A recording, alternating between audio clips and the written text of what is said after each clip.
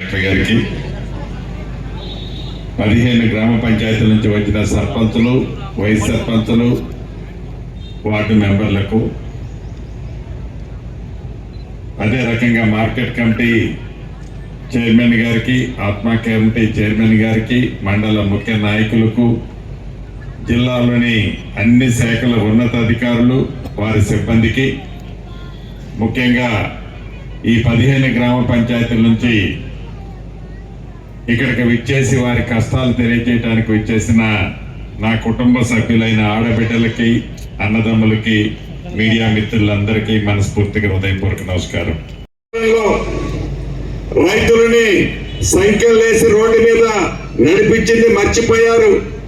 ఈనాడు రైతుల మీద ముసల కన్నీరు కారుస్తూ కళ్ళాల దగ్గర పోయి ఆ ధాన్యం అంటే ఏంటో తెలియదు, ఆ మొక్కలంటే ఏంటో తెలియని మహానుభావులు కూడా దోశల్లో ఆ గింజలు తీసుకొని అన్నదాతలని అవమానించే విధంగా కూడా ఫోటోలు దిగి పోజులు ఇస్తూ ఆ గుమ్మస్తాగిరి పేపర్లో హెడ్లైన్స్ కింద రాసుకుంటున్నారు.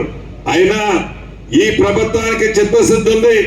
సొల్లు మాటలు చెప్పే ప్రభుత్వం కాదు.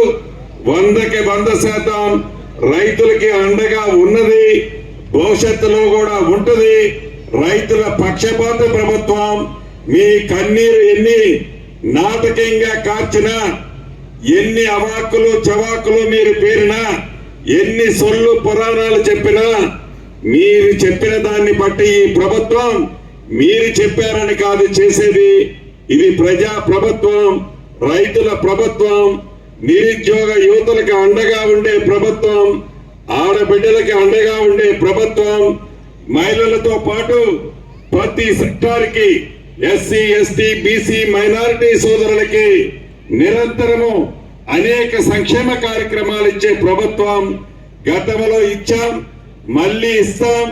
మీరు గగ్గోలు పెట్టినా, మీరు ఎన్ని పొర్లు దండాలు పెట్టినా పేదలకి ఈ ప్రభుత్వం చేసే దాంట్లో ఒక్క అడుగు కూడా వెనకడుగు వేయదని కూడా ఈ వేదిక ద్వారా తెలుపుతూ, ఇక్కడ పాల్గొన్న ప్రతి నా సోదరిమణులకు చెప్పేది ఒక్కటే. గ్రామాల వారిగా పిలుస్తారు. పిలిచేటప్పుడు ఆ గ్రామానికి సంబంధించిన సర్పంచ్ గారు నా పక్కన కూర్చుంటారు.